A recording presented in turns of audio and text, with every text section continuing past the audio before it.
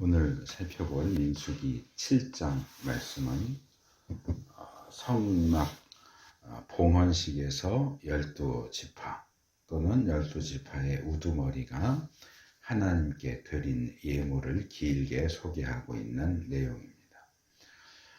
성막 봉헌식은 출애굽기 29장 후반부에서 간략하게 명령이 되었고 출애굽기 40장에서 시행됩니다. 그리고 제사장 위임식은 출애굽기 29장 전반부에서 비교적 자세하게 명령이 되면서 레위기 8장에 와서 시행되고 있는 것을 보게 됩니다.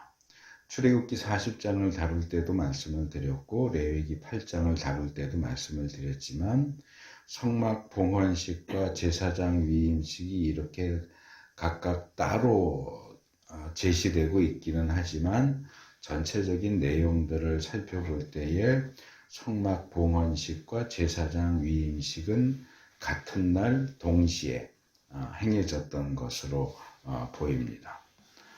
그리고 이제 오늘 민수기 7장에 오면 예물을 바치는 내용이 나오고 다음 주에 살펴볼 민수기 8장에 보면 레위인 임직식을 하는 장면이 나오는데 이 두 가지 내용도 역시 성막 봉헌식, 제사장 위임식과 함께 행해진 것으로 보입니다. 그래서 그렇게 놓고 보면 출애굽기에서도 이미 성막 봉헌식에 대한 내용이 2번 나왔고 레위기에 오면 제사장 위임식을 이야기하면서 다시 성막 봉헌식으로 되돌아가고 민수기에 와서도 7장, 8장에서 다시 성막 봉헌식으로 되돌아가는 방식으로 출애굽기, 레위기, 민수기가 각각 성막 봉헌식으로 계속 되돌아가는 모습을 볼 수 있게 됩니다. 이 책들이 왜 자꾸 성막 봉헌식 이야기로 되돌아가느냐? 이 부분은 이스라엘 진 배치에서 말씀을 드렸던 것처럼 이스라엘이라는 민족, 국가, 공동체는 하나님이 계시는 성막을 중심으로 한 공동체다. 이스라엘은 성막을 중심으로 하나님을 중심으로 하는 삶을 살아야 하는 존재다 하는 사실을 계속해서 상기시키고 지적하고 그렇게 하기 위한 의도인 것으로 보입니다. 그래서 오늘 이 성막 봉헌식에서 드려진 예물에 대한 내용을 전반적으로 말씀을 드리도록 하겠습니다. 먼저 1절에서 9절, 아까 읽어주신 구절들인데요. 1절에서 9절은 성막 봉헌식에서 드려진 예물, 이제 본문 가운데는 제물 이렇게 나와 있지만 이건 제사용으로 드리는 제물이 아니고 예물입니다. 본문 1절에 보면 출애굽기 40장에서 길게 소개되었던 성막 봉헌식을 짧게 요약을 합니다.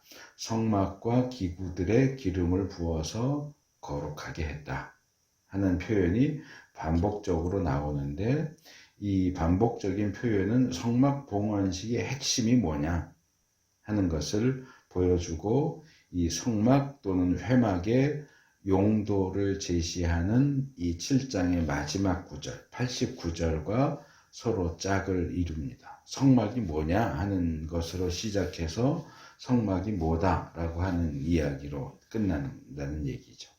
그래서 성막과 성막 기구들을 이렇게 거룩하게 구별한 것은 하나님께서 거기 거하실 것이기 때문이고 거기 거하셔서 이스라엘 백성에게 말씀하실 것이기 때문이다 하는 사실을 강조하고 있습니다.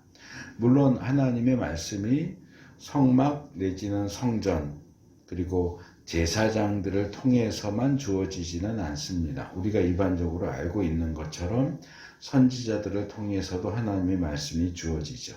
하지만 구약 전반을 살펴보면 공식적인 하나님의 말씀, 어떤 시스템을 통해서 주어지는 하나님의 말씀은 늘 성막이나 성전, 그리고 거기서 섬기는 제사장을 통해서 주어지는 것을 볼 수 있습니다. 선지자를 통해서 주어지는 말씀은 말하자면 과외로, 엑스트라로 주어지는 말씀이고, 공식적이고 정기적으로 주어지는 하나님의 말씀은 성막 또는 성전에서 제사장들을 통해서 주어졌다라고 그렇게 정리할 수 있습니다. 신약과 신약 이후에는 구약과는 달리 하나님을 섬기는 것 또는 하나님의 말씀을 듣는 것이 어떤 특별한 시간이나 공간의 제약을 받지 않는 것을 볼 수 있습니다. 그 부분이 강조되기 때문에 오늘날의 신자들 입장에서는 뭐 아무 때나 아무 시간에나 아무 장소에서나 우리가 하나님의 말씀을 들을 수 있고 하나님을 예배할 수 있다, 이렇게 생각할 수 있습니다. 하지만 이런 공적인 예배에 있어서 정해진 장소, 약속된 시간과 장소는 성경이 굉장히 중요하게 여기는 부분이고, 그것은 꼭 구약에만 국한되는 것이 아니라 신약에 있어서도 마찬가지죠. 늘 안식 후 첫날 모여서 예배했다는 내용이 계속 반복해서 나오고, 성경 이후의 교회의 역사에 있어서도 보면 늘 주일날 정해진 시간에 하나님의 백성들이 함께 모여서 하나님을 예배하는 그 전통이 지금까지도 내려오고 있는 것을 볼 수 있습니다. 하나님은 원하신다면 어느 시간에든지 어느 장소에든지 임하실 수 있고 말씀하실 수 있지만, 성경 시대로부터 오늘날에 이르기까지 모든 시대의 하나님의 백성은 정해진 시간과 정해진 장소에 모여서 하나님을 예배하고 하나님의 말씀을 듣는 그 일을 계속해 왔고, 성경이 가르치는 원리는 하나님은 시간과 장소의 구애를 받지 않으시니까 꼭 그렇게 할 필요 없어, 그거 다 헛짓거리야, 그렇게 취급하지 않는다는 거예요. 성경도 하나님도 모든 역사 속에서 하나님의 백성들도 정해진 시간과 장소에 모여서 하나님을 예배하는 그 일은 굉장히 교회가 해야 할 가장 중요한 일로 여겼고, 그렇게 해왔고, 그렇게 해야 하고, 앞으로도 그렇게 해야 하는 굉장히 중요한 부분이다. 그래서 우리가 하나님을 예배하고 말씀을 듣는 장소로서의 성막, 성전, 교회, 예배당, 또 공적인 예배의 시간, 이것들은 결코 무시되어서는 안 된다 하는 점을 우리가 기억했으면 좋겠습니다. 2절부터 이제 넘어가면 인구조사, 인구계수를 주도했던 각 지파의 우두머리들이 이 예물을 바쳤다 하는 내용이 나옵니다. 아까 말씀드린 것처럼, 하지만 이 예물의 내용을 보면 이것은 제단, 이렇게 죽여서 제단에 바치는 제물이 아니고 예물로 드려졌다고 하는 것을 볼 수 있습니다. 성막을 위해서 사용되는 어떤 물건과 짐승을 예물로 바치요. 제물로 바쳐지지 않기 때문에 이 부분은 예물이라고 이해하는 것이 더 적절합니다. 또 3절 이하에 보면 두 사람이라는 표현도 나오고, 뭐 각자라는, 수레는 두 사람당 하나, 소는 한 사람이 한 마리, 뭐 이런 식으로 표현이 나오고 있고, 또 개인, 누구의 아들 누구가, 어느 지파에서는 누구의 아들 누구가 뭘 바쳤다, 어느 지파에서는 누구의 아들 누구가 뭘 바쳤다, 이 표현이 계속 나와서 이 내용을 보면 개인이 예물 또는 제물을 바친 것으로 보이지만, 이것은 각 지파의 우두머리로서 드린 것이지 개인으로서 드린 것이라기보다는 그 지파를 대표해서 각 12지파가 드린 예물을 대표로서 이렇게 드리는. 뭐 TV로 가끔 보면 뭐 어디 뭐 학교에서 또는 회사에서 뭐 수재의원금 뭐 이런 거 모으면은 뭐 교장이든지 학생 대표든지 가서 이렇게 어디 방송국 같은 데 가서 내잖아요. 그건 그 내는 그 사람 개인이 내는 게 아니고 그 집단을 대표해서 내는 거란 말이에요. 그것처럼 각 지파의 대표로서 그 지파의 예물을 우두머리가 대표로 드렸다라고 이렇게 이해를 하면 될 것 같습니다. 그래서 3절에 보면 이 12지파의 우두머리들이 하나님께 바친 예물을 보면 덮개가 있는 수레, 짐수레죠. 짐수레가 두 사람당 하나씩이니까 12명이 드렸으니까 6개. 짐수레가 6개, 그리고 황소 12마리만 나옵니다. 그리고 이제 12절부터 나오는 각 지파의 예물 목록, 또 84절에서 88절에 나오는 전체 예물의 목록은 이것보다 훨씬 더 많은 내용들입니다. 그런데 뭐 번제물로도 드리고, 뭐 한목제물로도 드리고, 뭐 접시도 드리고, 뭐 쟁반도 드리고, 뭐 이렇게 여러 예물이 나오지만 요 앞부분에서는 수레와 황소에 대한 내용만 따로 다루는데, 이것은 이제 이어져서 나오는 4절에서 9절 내용과 연결되는 부분이라 이렇게 보면 될 것 같습니다. 그래서 이 수레와 황소의 용도는 뭐냐? 이 수레와 황소는 레위 지파의 두 가문이, 레위 지파가 세 가문이 있어요. 세 가문 가운데 두 가문이 성막에서 섬기는 일을 할 때에 사용하도록 분배되어지는 것을 볼 수 있습니다.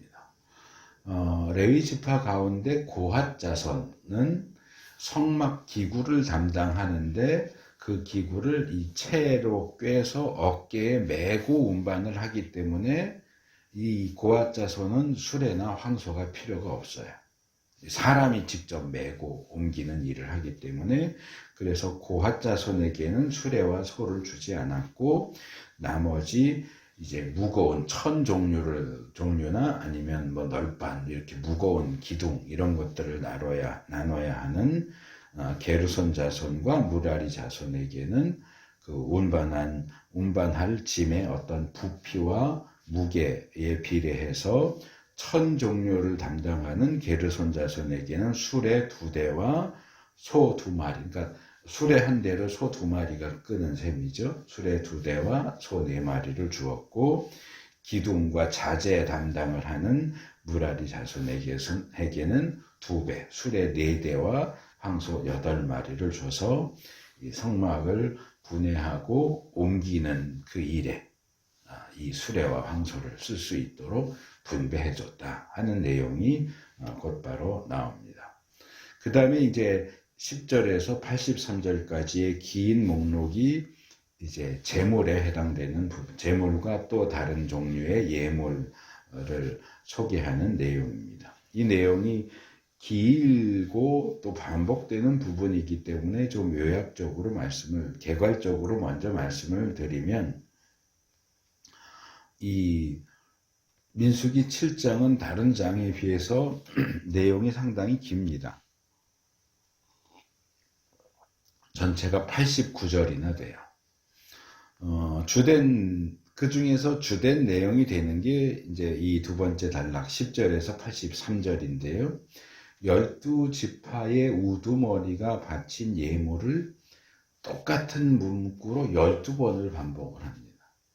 그러니까 예물도 전혀 달라지지 않아요. 드린 사람, 지파와 사람만 달라지고 드린 예물의 내용은 똑같은데 똑같은 내용을 12번을 반복을 해요. 10절에서 83절까지. 거의 73절 되는 내용이 계속 똑같이 반복이 되는 거죠.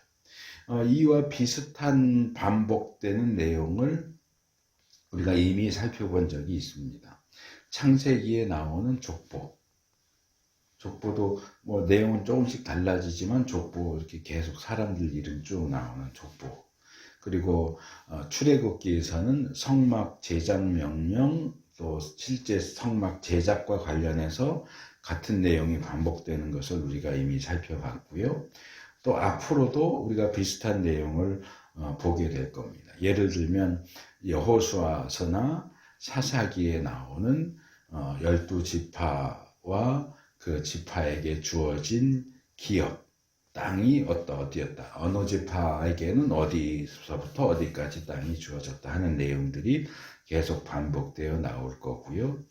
또 역대기에도 족보나 그 외에 여러 목록들이 상당히 많이 나오고, 또 에스라 느헤미야서에 가면 포로로 잡혀갔다가 돌아온 사람들의 명단, 이것도 이제 족보하고는 조금 다르지만 이 명단이 상당히 길게 나옵니다. 그래서 우리가 이런 부분들, 뭔가 반복, 판에 박힌 듯이 계속 같이 반복되고 우리가 그 내용을 파악하기 어려운 그런 내용들이 나열되는 그런 부분들이 나오면 그 내용들을 우리가 이렇게 건성건성해서 넘어가거나 굉장히 지루하게 또 별 의미 없는 것으로 대하게 됩니다. 그런데 우리가 이런 목록들을 대할 때 현대적인 시각에서만 볼 것이 아니라 그 당시 사람들에게 이런 목록, 이렇게 반복되는 이 목록이 어떤 의미가 있었을까를 좀 생각하면서 읽을 필요가 있습니다. 사실 생각하기에 따라서는 현대적인 시각에서도 이런 목록의 의미를 충분히 우리가 추론할 수 있습니다. 예를 들어서 국가적으로 굉장히 중요한 기념관을 짓는다. 근데 그 기념관을 국민들의 어떤 성금을 모아서 짓는다고 쳐요. 그러면 그럴 때 항상 나오는 얘기가 뭐예요? 그렇게 성금을 모아서 기념관을 짓는다면 그 기념관의 어떤 머릿돌 같은 것에 성금한 사람들의 이름을 새기죠. 근데 내가 그게 의미 있는 일이라고 생각을 해서 상당히 많은 액수를 냈는데도 불구하고 그 명단에서 내 이름이 빠졌다고 생각을 해보세요. 그럼 어떨까요? 기분이 상하겠죠. 조금 더 좁혀서 교회를 놓고 생각하면 헌금을 했는데 대부분의 교회들은, 지금은 모르겠어요. 저희는 지금 주보를 따로 만들지 않고 있고, 주보가 있을 때도 그 부분은 제가 문제가 있다고 생각해서 기재를 안 했지만, 대부분의 교회들은 주보에 헌금한 내역과 누가 헌금했는지가 나와요. 감사헌금 아무개 11조 헌금 아무개 하고 이름을 다 냅니다. 근데 이제 교회에서 교육자로 사역을 하다 보면 그런 경우를 많이 보게 되는데, 나 헌금했는데 왜 명단에 없느냐?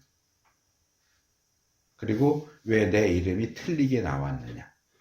아무리 교육자라도 교인들 이름을 100% 정확하게 기억하기는 어렵거든요. 그리고 기억을 해도 또 문서화하는 과정에서 오타가 날 수도 있는데, 자기 이름 같은데 살짝 삐꾸가 났어. 그러면 이것 때문에 엄청 화를 내고, 내 이름이 빠졌다, 왜 내 이름이 틀리게 나왔냐, 이러고 항의하는 경우들을 굉장히 많이 봤습니다.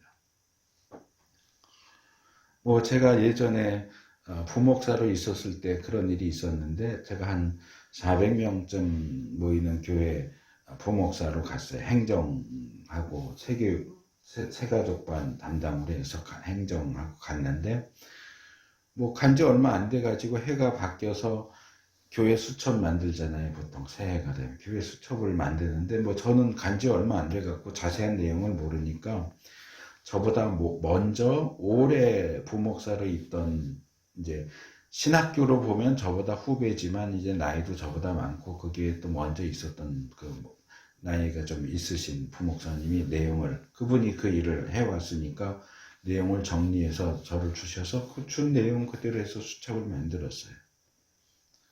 근데 수첩이 이제 나간 다음에 좀 있다가 어떤 분이 전화를 했어요. 장로님이에요. 협동 장로님이에요. 이제 다른 교회에서 장로가 됐는데 이 교회로 오면서 이제 협동 장로가 된 거예요. 교회 연역에 자기가 이 교회로 온 내용이 빠졌다는 거예요. 그러니까 아무개 장로가 몇 년도에 이 교회 협동 장로가 왔다라는 게 그 교회 연역에 들어가야 되는데 그게 빠졌대요. 그리고 화를 내면서 그거 수첩 다 수거하고 행정 담당인 김충기 목사가 사비를 내서 수첩을 다시 만들려는 거예요. 그거 집어넣어서 자기가 이 교회에 온 그 내용을 집어넣어서 수첩을 다시 만들어요. 그냥 어떻게 넘어가기는 했는데 그런 거하고 비슷해요.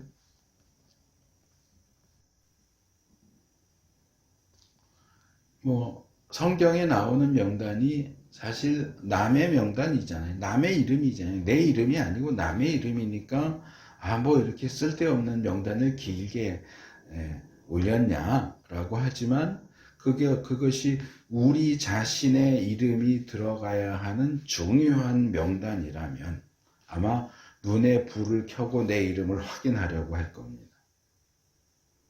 그게 입학시험이나 입사시험 합격자 명단이라면 어떨까요?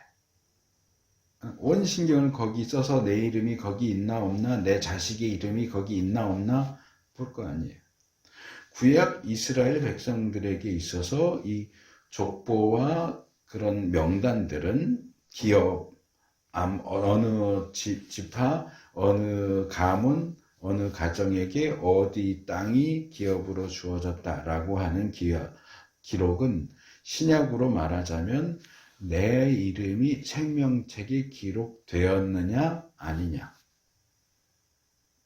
우리가 나중에 하나님이 다스리는 나라에 들어갔을 때 거기서 내가 자리 잡고 살 땅이 나에게 주어졌느냐 아니냐 하는 그런 문제예요. 굉장히 중요한 목록이죠. 그러니까 우리는 남의 얘기니까 뭐 이름만 계속 살짝 바뀌고 비슷한 내용을 뭐 이렇게 자꾸 길게 써놔라고 하지만 이스라엘 백성들 본인에게는 그 명단에 자기의 사활이 영생이 달려 있는 거예요. 그러니까 그 각자에게는 굉장히 중요한 목록이다 하는 거죠. 그래서 우리가 뭐 사실 목사들도 보기에 이런 목록 명단 나오면 사실 설교하기가 쉽지가 않아요. 제가 예전에 출판사 원고 쓸 때도 장별 요약해서 설교하는 그런 어떤 프로그램도 했었는데 이런 족보 같은 거 나오는데 한 장 이거 요약해서 설교 한 편으로 만들어. 족보가 지금 무슨 설교를 해요? 굉장히 골치 아프거든요. 하지만 그 본인들에게 있어서 이 명단은 굉장히 중요한 명단이었다. 그래서 그런 점을 좀 이해하면서 이런 명단들을 대하면 조금 더 의미 있게 읽을 수 있지 않겠느냐 하는 것을 말씀을 드리고요. 10절과 11절을 보면 각 지파의 지도자들이 성막 봉헌 예물을 하루에 한 사람씩 바쳐라 하는 내용이 나와요. 성막 봉헌식은 하루 만에 행해졌고요. 제사장 위임식은 7일 동안 행해졌죠. 근데 이 성막 봉헌 예물은 하루에 한 지파씩이니까 12일 동안 드려지는 거죠. 매일 한 지파씩. 그리고 12지파의 예물을 순서대로 소개하고 있는데 그 순서를 보면 일단 그 지파의 우두머리가 누구냐, 누구의 아들 누구. 이것도 사실 굉장히 중요해. 이건 신앙의 가문을 얘기하는 거거든요. 내가 어떤 신앙의 뿌리를 가지고 있느냐. 내가 동떨어져 있는 섬도 아니고 무슨 부평초도 아니고 내 뿌리가 신앙의 뿌리가 어떻게 내 아버지의 아버지 해가지고 내가 어떤 신앙적인 뿌리를 가지고 있느냐. 이건 굉장히 중요한 부분이에요. 그래서 아무개의 아들 아무개가 대표고 드려진 예물은 이거이다. 이렇게 나와요. 그래서 제일 먼저 나오는 지파는 유다 지파입니다. 유다 지파의 나손이 대표고 12절에서 17절이 유다 지파에 대한 내용. 그 다음에 이사갈, 느다넬이 대표고요. 18절에서 23절. 그 다음에 스불론, 르우벤, 시므온, 갓, 에브라임, 므낫세, 베냐민, 단, 아셀, 납달리. 요 순서대로 해서 이렇게 지파가 바뀌고 누구의 아들 아무개 요거만 바뀌고 그 나머지 내용은 똑같은 내용이 12번이 반복이 되는 거예요. 요 순서는 성막 둘레의 동남서북 시계 방향이라고 그랬죠. 동남서북의 진친 지파들의 순서입니다. 그 세 지파씩 동서남북에 진을 치는데 이 세 지파의 우두머리 지파가 있어요. 그러니까 동쪽 지파의 우두머리는 유다 지파예요. 그리고 남쪽 지파의 우두머리는 르우벤이고요. 이런 식으로 해서 우두머리 지파, 그 다음에 그 밑에 두 지파, 그 다음에 남쪽에 우두머리 지파, 다른 두 지파, 서쪽에 우두머리 지파, 다른 지파, 이런 식의 순서로 12지파 이름이 소개되고 있습니다. 그리고 이제 12절에서 17절을 보면 이제 유다 지파의 나손이 바친 예물이 구체적으로 나오는데 기름, 이거는 레위기에서 제가 말씀드렸어요. 세번역에서는 기름으로 반죽한 그랬는데 반죽한 게 아니에요. 가루로 된 소재물을 바칠 때는 말하자면 쟁반 내지는 이렇게 그릇 같은 데다 이 밀가루, 곱게 빻은 밀가루를 이렇게 쌓아놓고 그 위에 기름을 이렇게 부어요. 그리고 그것을 이렇게 한 손으로 이렇게 푼 다음에 그 위에다가 유향을 얹은 다음에 그거 이렇게 한번 푼 그거만 제단에 바치게 돼 있거든요. 그러니까 반죽했다 그러면 우리는 밀가루, 뭐 만두피 같은 거 만들 때 이렇게 물 넣어갖고 이렇게 계속 주물주물하고 이렇게 쳐가지고 이렇게 돼 있는 그 반죽을 떠올리는데 여기서 말하는 건 그런 반죽이 아니에요. 그냥 밀가루 위에 기름을 부은 건데 그걸 반죽했다라고 번역을 했는데 이건 잘못된 번역이에요. 밀가루 위에 기름을 부은 거예요. 그래서 기름을 부은 이렇게 쓰면 딱 좋았을 텐데 기름을 부은 고운 밀가루 곡식재물 소재물을 가득 담은 성소의 세겔로 130세겔 130세겔이면 한 2kg 정도 됩니다. 2kg 정도 무게가 나가는 은 쟁반 하나. 그러니까 쟁반인데 쟁반만 드린 게 아니고 쟁반에다가 2kg 되는 은으로 만든 쟁반에다가 소재물을 붓고 그 위에다가 기름을 부어서 같이 소재물과 쟁반을 함께 예물로 바치는 거죠. 그래서 은쟁반 하나, 그 다음에 70세겔이면 1kg 정도, 2kg가 좀 못 되는 70세겔 나가는 은 대접 하나. 그러니까 쟁반은 좀 크고 대접은 좀 작겠죠. 은 대접 하나, 그 다음에 향을 가득 담은 10세겔, 10세겔이면 150g 정도 됩니다. 10세겔 나가는 금잔, 그러니까 은쟁반, 은대접, 금잔. 근데 이제 쟁반은 뭐를 담았다고 안 돼 있고 그냥 쟁반은 따로 드렸고 대접에는 곡식 재물을 담고 기름을 부어서 드렸고 금잔에는 향품, 가장 비싼 제물이죠. 향품을 가득 담은 금잔. 그 다음에 수송아지 한 마리, 숫양 한 마리, 1년 된 새끼 숫양 한 마리는 번제물로, 숫염소 한 마리는 속죄제물로, 황소 2마리와 숫양 5마리, 숫염소 5마리, 1년 된 새끼 숫양 5마리는 화목제물로 바칩니다. 이게 양이 굉장히 많아요. 이건 개인이 드릴 수 있는 양이 아니에요. 물론 부자면 드릴 수 있겠지만 12지파의 대표들이 똑같이 이렇게 쟁반, 은대접, 금잔, 수송아지 한 마리, 수량 한 마리, 1년 된 새끼 수량 한 마리, 수렴소 한 마리, 황소 2마리, 수량 5마리, 수렴소 5마리, 새끼 수량 5마리. 이 많은 제물을 하나님께 바친단 말이에요.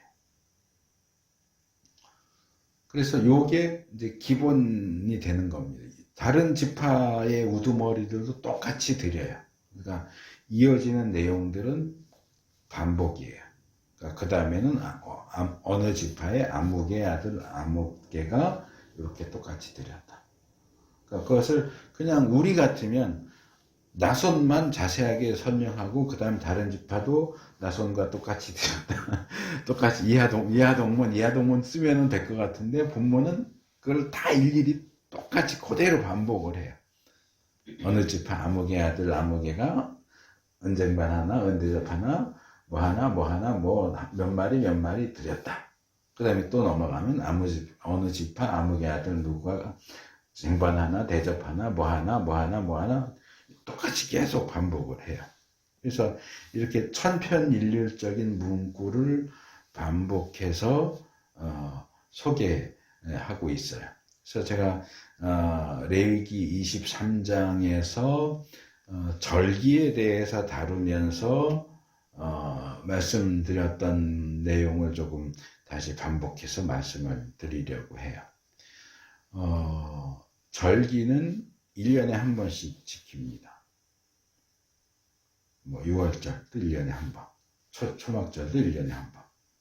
근데 이렇게 1년에 한 번 지키는 그 절기들도 중요하지만 그 절기들을 다루는데 안식일에 대한 것도 일주일에 한 번 지키는 안식일에 대한 내용도 나오고 매일 하나님 앞에서 지켜야 하는 등잔대 불을 켜고 향단에 분향을 매일 하고 떡상에 떡을 일주일에 한 번씩 넣었다 뺐다 올렸다가 또 빼고 새로 올리고 하는 그런 내용들이 함께 나온단 말이에요. 그래서 전체적인 내용들을 놓고 볼 때 그런 내용들이 우리에게 교훈하는 게 뭐냐? 어떤 특별하고 대단한 것, 1년에 한 번밖에 없는 날, 그런 날 하나님을 섬기는 것도 중요하지만 매주 그리고 매일 하나님을 섬기는 것도 중요하다. 우리는 특별한 거에 눈이 가죠. 특별한 것에 눈이 가고 특별한 것을 더 중요하게 생각하지만 하나님은 특별한 때만 잘하면 돼. 절기만 잘 지키면 돼. 그러지 않아요. 매주 해야 하는 일도 똑같이 중요하고 매일 해야 하는 일도 똑같이 중요해요. 물론 이 지금 본문에 나오는 예물은 성막 봉헌식과 관련해서 한 번 드려졌던 성막 봉헌식도 한 번밖에 안 했고요. 그러니까 성막 봉헌식 때 드려지는 예물도 한 번밖에 안 드렸겠죠. 하지만 12지파가 하루에 한 명씩 12번을 드렸어요. 우리한테는 12번이지만 각 지파의 대표자에게는 한 번이에요. 그렇죠? 그 한 번을 하나님은 이하동문 이렇게 넘어가지 않아요. 똑같은 거 드리지만 그래 너 이거 드렸어. 확인 도장꽝. 그 다음날 그래 너도 이거 들 똑같이. 이하동문 됐어 놓고 가 이렇게 안 하세요. 그래서 우리가 하나님을 섬기는 일에 있어서도 매주 하고 매일 하는 그 일을 하나님이 중요하게 여기신다. 그리고 우리도 중요하게 여겨야 된다. 1년에 한 번 오는 그게 더 중요하지 매주 하는 게 뭐 중요해? 매일 하는 게 뭐 중요해? 아니요. 중요하다고요.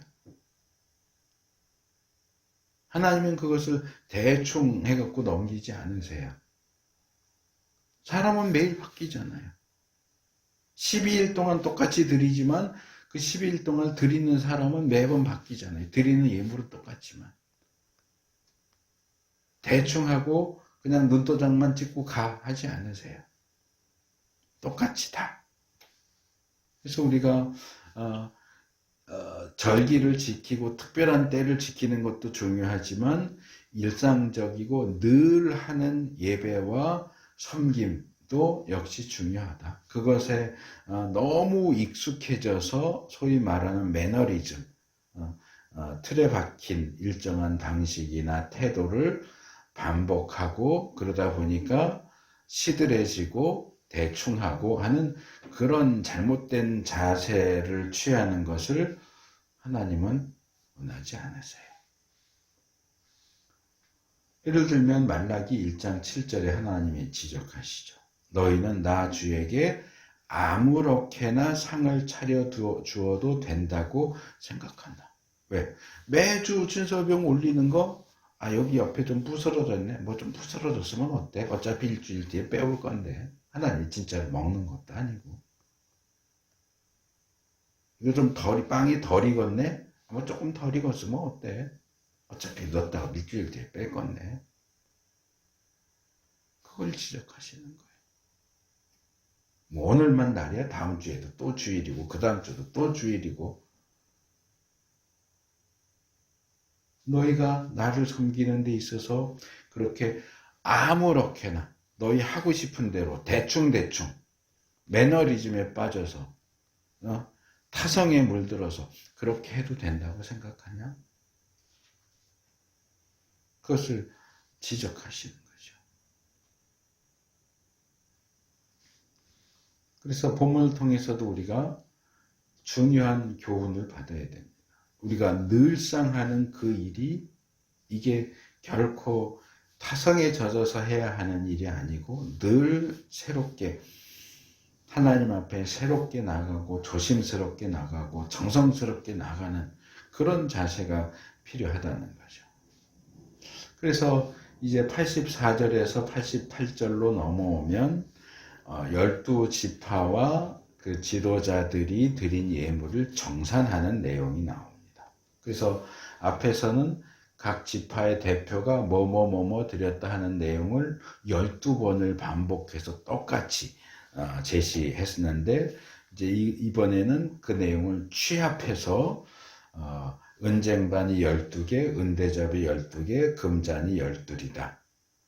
그리고 은쟁반 하나의 무게가 130세겔 2kg이고 은대접 하나의 무게가 70세겔이고 그래서 은은 모두 합쳐서 2400세겔이다. 30kg 정도 된다.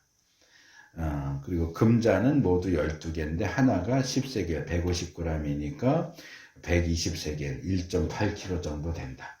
그래서 은으로 된 예물, 금으로 된 예물, 그리고 번제물로 바친 짐승이 수송아지 수장, 1년 된 수장이 각각 12마리다. 곡식제물도 있고 속죄제물로 수염소 12마리가 드려졌고 화목제물로는 황소 24마리, 수장, 수염소, 1년 된 수장이 각각 60마리다. 해서 총 합계를 냅니다. 그래서 이 정산된 내용은 앞에서 지파별로 얘기했던 내용과 하나도 어긋나지 않는 것을 볼 수 있습니다. 그래서 이 내용도 우리에게 주는 교훈이 예전에 우리가 살펴봤던 내용과 똑같아요. 뭐 예를 들어서 대표적으로 성막 제작을 위해서 드려진 물품과 관련해서 필요한 물건이 뭐다. 출애굽기 35장에는 성막 제작을 위해서 뭐뭐뭐뭐가 필요해 라고 공지했고 그 다음에 출애굽기 36장에 보면 백성들이 너무 많이 가져오니까 뭐 많으면 많을수록 좋지 계속 가져와 이렇게 안 했어요. 필요한 게 채워졌기 때문에 필요 이상은 더 이상 가져오지 않아도 돼 하고 이제 헌물하는 것을 중단시켰죠. 그리고 성막 제작을 위해서 사용된 내역도 출애굽기 38장에 보면 아주 정확하고 투명하게 밝히고 있다 하는 내용을 몇 차례 말씀을 드렸습니다. 그래서 오늘날 교회들이 뭐 교회만이 아니라 뭐 일반 사회나 그런 데도 공동체 어떤 공동체든지 마찬가지죠. 재정 부분에 있어서 이렇게 투명하고 정확하게 밝히고 얘기하는 것이 필요하다. 누군가가 중간에서 수수를 부리고 하나님께 드려진 예물을 삥땅해서 그것으로 비자금을 만들거나 하지 않는 그런 모습을 확인하게 되죠. 오늘날 교회 안에서도 또는 사회 안에서도 그렇고요. 이런 모습들을 많이 보게 돼요.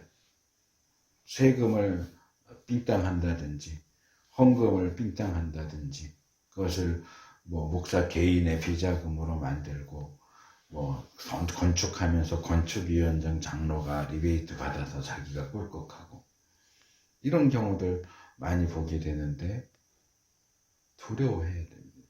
사도행전 5장에 나오는 아나니아와 삽비라 부부처럼 정말로 엄격한 처벌을 받게 될 겁니다. 구약과 신약에서는 그나마 하나님의 처벌이 그때그때 즉각적으로 내려지는 경우들이 많았지만 오늘날에는 그렇지는 않아요. 오늘날에도 즉각적인 처벌을 받아서 죽는 경우들이 아주 없지는 않지만 대부분의 경우는 그런 즉각적인 처벌이 내려지지는 않죠. 하지만 즉각적으로 벌이 내려지지 않는다고 해서 하나님이 그냥 넘어가시진 않아요. 그것은 마지막 심판 때 다 끌어모아서 처벌이 시행될 겁니다. 그래서 물질과 관련해서 탐욕을 부리거나 인색하게 해서는 안 되고 투명하고 정확하게 처리해야 한다. 이게 구약과 신약 성경 전체에서 일관되게 교훈하는 물질에 대한 바른 태도예요. 우리 개인도 그렇고 교회도 그렇고 사회와 공동체도 물질 부분에 있어서는 투명해야 돼요. 그 다음에 이제 마지막 89절에 보면 좀 엉뚱해 보이지만 이렇게 봉헌을 하고 예물을 드린 이 봉헌식한 이 성막의 용도를 말하는 내용이 이 7장의 마지막 절에 나옵니다. 그래서 제가 앞에서 1절을 다루면서 성막 봉헌식을 한 절로 요약하고 있는데 한 절로 요약하고 있는 1절 말씀은 마지막에 나오는 89절과 짝을 이룬다 라고 말씀을 드렸죠. 그래서 그런 점을 놓고 보면 이 민수기 7장은 성막 봉헌식 때에 드려진 예물이 주된 내용이기는 해요. 그러니까 많은 부분이 누가 뭘 드렸다 하는 내용을 다루고 있죠. 그래서 이 7장은 성막, 제가 오늘 설교 제목 해놓은 것처럼 성막 12지파가 성막 봉헌식 예물을 드렸다. 이렇게 이제 요약할 수 있기는 하지만 이 전체적인 구조를 놓고 볼 때 사실 더 중요한 것은 중간에 나오는 예물에 대한 부분이 아니고 7장의 1절과 마지막 절 89절이 더 중요한 부분이다. 그래서 초점이 어디 맞춰지느냐? 사실은 예물에 초점이 있는 게 아니고 성막에 초점이 있다. 그리고 제가 설교를 시작하면서 지적을 한 것처럼 출애굽기도 성막 봉헌식으로, 레위기도 또 시간을 거슬러서 다시 성막 봉헌식으로, 민수기에서도 다시 또 시간을 거슬러서 성막 봉헌식으로 자꾸 되돌아가고 있다. 왜 되돌아가느냐? 그만큼 성막이 중요하기 때문입니다. 이스라엘은 성막을 중심으로 살아야 된다.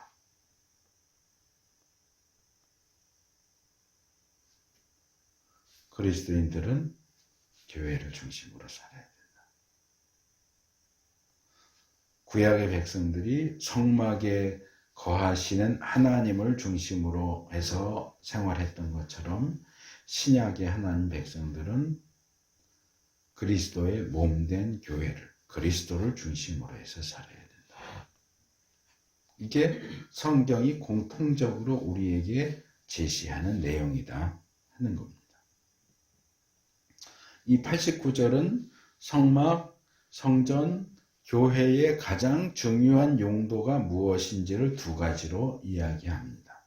첫째로 모세가 또는 우리가 주님께 말씀드릴 일이 있을 때마다 찾아가는 곳이다. 성전은, 교회는 우리가 하나님께 말씀드릴 것이 있을 때 찾아가서 거기서 하나님께 말씀드릴 수 있는 곳이다. 우리가 하나님을 만나려면 찾아가야 하는 곳. 말하자면 우리와 하나님의 백성과 하나님 사이의 만남의 장소가 성막이고 성전이고 교회다 하는 얘기입니다. 둘째로 증거궤와 언약궤, 증거궤와 속죄판 위 곧 두 그룹 사이에서 자기에게 말씀하시는 그 목소리를 듣는 곳이 성막이다. 성막과 성전과 교회는 우리들 각자에게 말씀하시는 하나님의 목소리를 듣는 장소다. 하나님을 만나서 하나님의 말씀을 듣는 장소가 성막이고 성전이고 교회다. 우리는 성막, 성전 그러면 제일 먼저 떠올리는 게 제사 떠올리지만 본문은 제사보다도 더 중요한 건 뭐냐? 하나님을 만나는 거고 하나님의 말씀을 듣는 곳이다 라고 이야기를 합니다. 물론 제가 앞에서 지적을 했던 것처럼 하나님은 시간과 공간의 제한을 받지 않으시는 분이시기 때문에 우리는 언제든지 그리고 어디서나 하나님을 만날 수 있고 하나님의 말씀을 들을 수 있어요. 꼭 예배당에 오지 않아도 집에서도 직장에서도 내가 있는 어디 가정에서도 하나님 말씀을 다 이제 계시가 끝나서 모아놓은 성경책도 있고 그러면 내가 원하면 언제라도 성경책 펴서 하나님 말씀 읽으면 되는 거고요. 어디에서든지 내가 기도하고 싶으면 기도할 수 있는 거고 찬송할 수 있으면 찬송할 수 있는 거고 예배도 드릴 수도 있어요. 하지만 그 부분에 있어서 아주 중요한 문제가, 중요한 착각이 있다고 하는 겁니다. 우리가 언제 어디서나 하나님을 만날 수 있고 또 하나님의 말씀을 들을 수 있다고 해서 만날 수 있고 들을 수 있다고 해서 정말로 우리가 언제 어디서나 하나님을 만나고 하나님 말씀을 듣는 건 아니라는 거예요. 만날 수 있다, 들을 수 있다는 가능성이에요.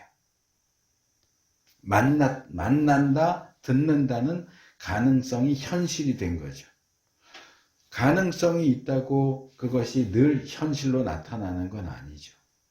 자, 하나님은 죽은 자도 살려낼 수 있어요. 그렇죠? 38년 된 중풍병자도 고치셨어요. 고치실 수 있죠. 그러면 왜 저는 안 고치세요? 능력이 없어서요? 가능성과 현실의 문제예요. 하나님 제 마비된 우반신 마비된 이거 고치실 수 있어요.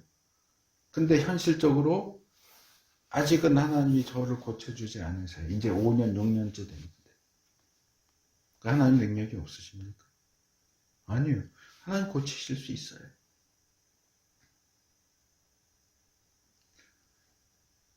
하실 수 있다라는 가능성과 현실로 나타나는 현상과 사이에는 갭이 있어요. 간격이 있어요.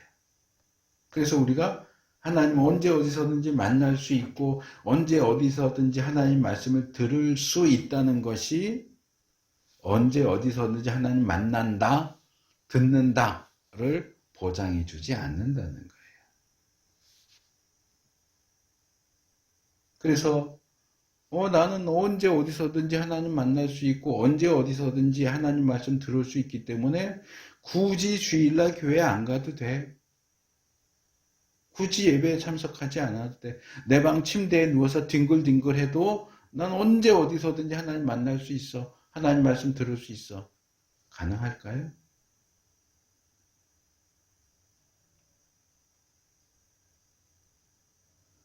그 가능성이 우리가 현실에서 하나님을 소홀히 하는 것에 대한 핑계거리가 될 수 없다는 거예요. 사도 요한이 요한일서 4장 20절에서 이 말을 합니다.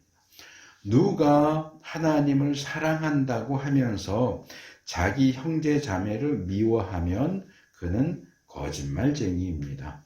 보이는 자기 형제 자매를 사랑하지 않는 사람이 보이지 않는 하나님을 사랑할 수 없습니다. 정해진 시간, 정해진 장소에 하나님을 예배하는 그 자리에 나오지 않는 사람이 언제 어디서든지 하나님을 만날 수 있다고요? 언제 어디서든지 하나님의 음성을 들을 수 있다고요? 약속된 장소에도 안 나오는 사람이?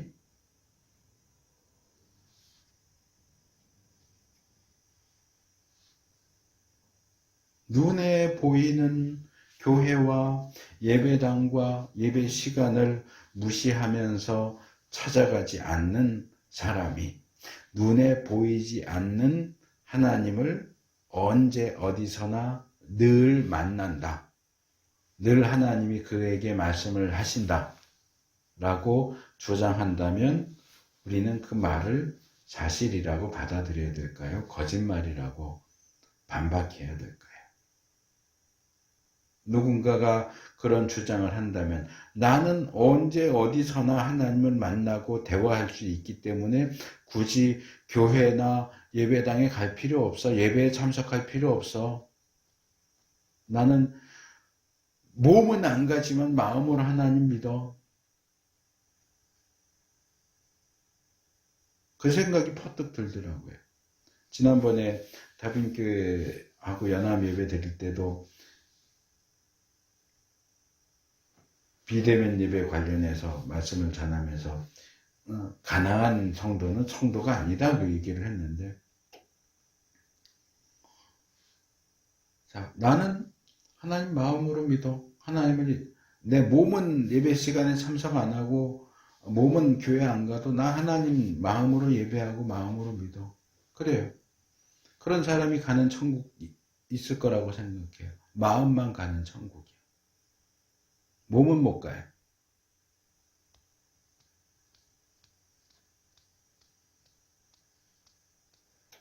몸은 안 가고 마음만 하나님 믿으니까 하나님도 그 하나님 믿는 마음만 천국 가게 해주실 거예요. 몸은 안 받아들여 주겠죠. 몸이 안 가는데 몸을 왜 받아들여줘요, 천국에. 그래, 너는 마음으로만 날 믿으니까 너 마음만 천국 가라. 네 몸뚱이는 지옥 가는 거고. 생각해 보세요. 우리 자식이 나는 언제 어디서나 공부할 수 있어요. 그러니까 굳이 학교 안 갈래요. 그럼 그래, 이해한다. 충분히 이해해. 그래, 학교 가지 마. 뭐 언제 어디서든 공부할 수 있잖아. 그러시겠습니까? 근데 유독 하나님에 대해서는 부모들이 자식에게 굉장히 너그러워요. 이해한대요. 그래, 이해하죠. 하나님도 이해하실 거예요. 그러니까 마음만 천국 보내주시겠죠.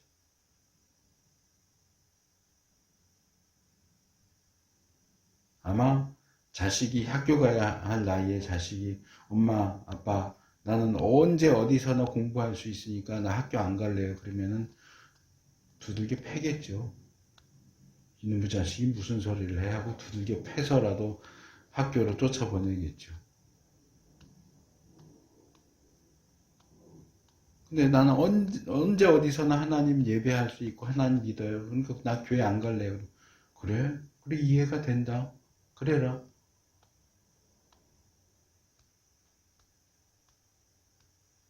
그런 사람이 갈 수 있는 천국은 마음만 가는 천국이겠죠.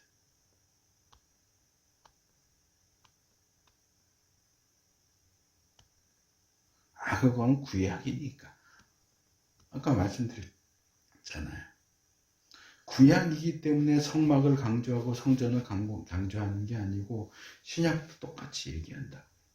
교회사 안에서의 교회의 역사를 봐도 마찬가지예요.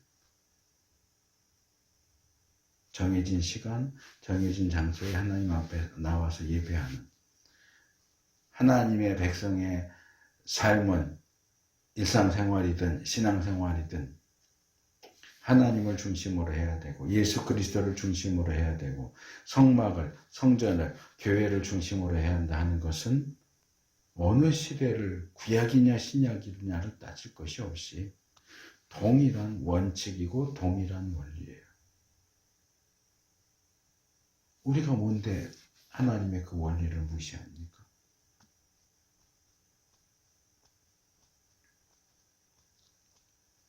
우리 스스로를 속이면 안 돼요.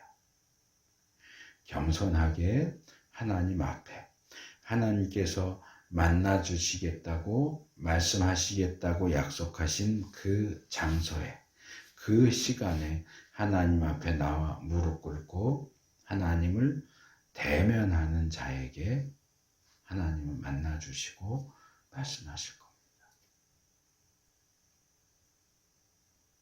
우리 자신과 우리의 자손들이 아까 불렀던 찬송처럼 성전돌같이 희나게 쓰시려면 이 원칙을 우리가 무시해서는 안 돼요.